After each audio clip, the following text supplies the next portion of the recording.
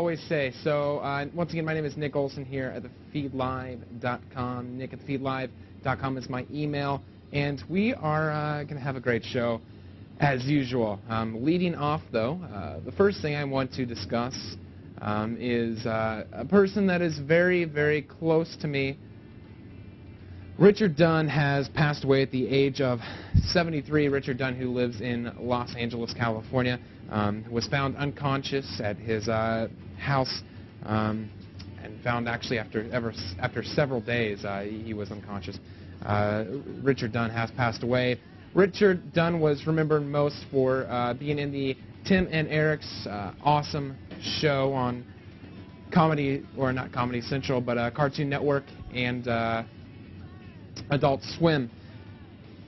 He'll be greatly missed. He was 5'10", 125 pounds, and he was on Tim and Eric's awesome show, as well as shows like Nip Tuck, Weeds, and House. So, Richard Dunn dying at the age of 73. On to the next story, though. We're getting into more of our Twitter that we usually cover. We talked about it the other day on W3B that Twitter is now changing their algorithm to see which people show up most in the trending list. And right now, Twitter has officially come out and said we have released a new algorithm for finding out who is really trending and who's not, so they can't just spam tweet to get trends. So Twitter improves trending algorithm by Bieber. That's right. This is probably going to be the end to the Justin Bieber tweet that has been trending for so long now. And as everyone here is so ecstatic and so happy. But yeah, Justin Bieber will no longer be trending. Basically what the new algorithm is doing is it's taking these keywords in context rather than in just spamming them out there. So it's going to make it more of a smarter way to find out what's trending and what is not, due to the fact of just looking at the content of what is around the actual trend in the first place. Getting to that with the first core of the meal today. So I love food. And, you know, food is great. First course of the meal today, though. In Twitter news, trending today, Chase Crawford was arrested for smoking the marijuana in his car. Oh, Chasey. That's number one. Are You Really Still is number two, and that is talking all about the involvement of basically your activities. Are you really still involved with such and such activities? Duncan's Dream. This one made me a little bit angry. Duncan's Dream is all about getting followers. Duncan basically said that he wants people to tweet out Duncan's Dream so that they'll follow each other. Cheap way to get followers, in my opinion. Oil spill is in there 3 times, actually. Oil spill, golf, and spill are all 3 trending topics right now. Those are all in the top 10. And then this should have been talked about. I'm not sure if it was on the timeout. I know they're going to have their World Cup special on Monday. But Drogba, I don't know, you guys probably know more about Drogba not being able to play. Broken arm, right? Yep. I'm not the sports guy. I just do the tech here on the Feed Live. So anyways, moving into the real stories, and this is more of a serious show for some reason. I don't know why, but I'm not quite as emotionally happy as I usually am. The RIAA, which is the Recording Industry Association of America, has asked a New York court to take LimeWire down. This comes after many complaints over the LimeWire P2P, or person-to-person sharing system from artists that are usually bigger.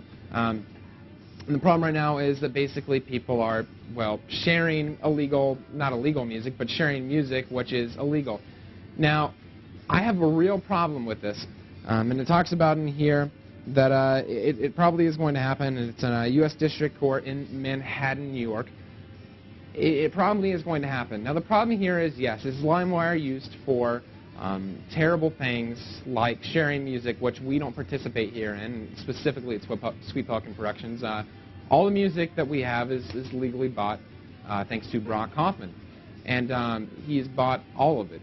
It's all legal music. The most sort of on the boundary thing we've done would probably be taking music from the library and putting them onto your computer, which there's no rules against that. It's still legal. Well, LimeWire will probably end up getting taken down from this, which I have no idea why they would get taken down.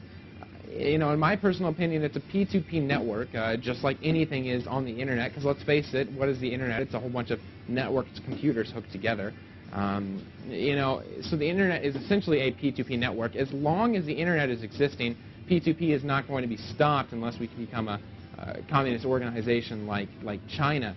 And eventually, you know, the internet goes in that direction. But right now, P2P networks are not going to be stopped. So taking down LimeWire is going to serve absolutely no purpose other than hurting people that have paid for the LimeWire Pro not to illegally take songs and music of that nature, but to download other things brought on by P2P, you know, whether they're documents, pictures, anything open source, and things like that. Now, granted, majority of the things on LimeWire are, yes, illegally put up there. But there are things not, and we shouldn't punish those that are not using LimeWire for illegal reasons, in my opinion.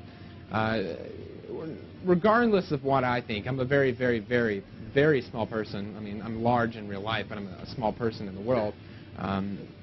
LimeWire will essentially be taken down. It will no longer be available for download. Their servers will be disconnected. Not to say that there are servers that host the music, the videos, things that are being downloaded, yet there are servers that are pointing and indexing and things like that, the different content that's on the P2P network, peer-to-peer network known as LimeWire. So their servers will be taken down. The program will no longer be available for download. Those who have bought LimeWire Pro will not be refunded of any money. It'll just be completely discontinued. And a new P2P network will start up in replacement of LimeWire, whether it's, you know, by the same owners who are creating another company or a different company. Nonetheless, a new network will be started. There are already those out there who have gained much of popularity over the past couple of years. And if there are not P2P networks, we will still see things like torrents, which don't even require servers for indexing. They're very simple in the way they work with leeches and seeds and things like that. The seeders would provide the content out from their own computer, and it's sort of a shared thing. If you have 120 people who are seeding and 25 people who are leeching, those 25 people are downloading from those 125 people. It's not a P2P network, and it would be impossible to shut down. Now, can it be enforced? Absolutely. You know, the FBI can go around house by house saying, "Hey, we're taking this content. Well, we're not taking this content back, but we're punishing you for seeding," because it's not illegal to leech. I want to make that very clear. It's not illegal to take. It's illegal to re-give. That's where most of the issues come in.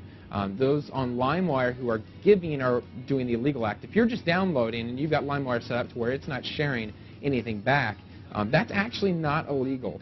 You're not illegally distributing that content. It's just when you download it. Nonetheless, P2P will always be around. In my opinion, they're shutting down an organization that was never created or intended to illegally download music, of which is the most popular on LimeWire, or videos. It's all, it was never intended for that, and it's just sort of taken over that way. I think this is a bad move, but specifically the RIAA and affiliates with the RIAA, the Recording Industry Association of America, and its affiliates are kind of greedy, and that will sort of lead into our next topic as well. They're kind of a greedy large organization, and to be honest, the amount of illegally downloaded music is minuscule compared to the amount of people who download on iTunes and things like that.